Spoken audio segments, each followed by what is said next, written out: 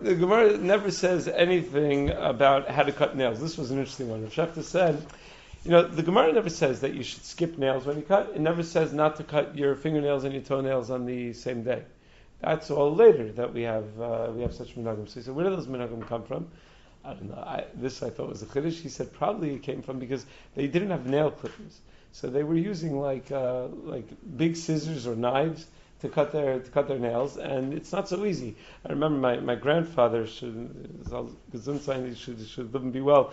Used to have a store in Rehovot, and he had a helper. He hired whoever was cheapest hire. So he hired this really old, retired Israeli guy, and the problem was the customers were chased away by this guy because he would take off his sandalim, he'd put his foot up on the by the cash register, take out a giant scissor and start cutting his nails, his toenails. So Zaidi, maybe that's not the best guy to be the first person to see when you walk into the store.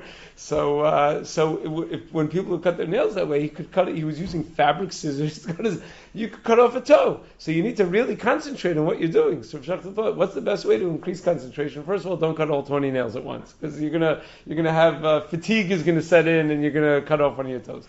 Second of all, he says if you don't do it in order, so you have to pay attention to how you're doing it. Just by adding a little bit of something to focus on, it will increase your focus. I thought that was an interesting pshat in the fingernails. That's what he suggested.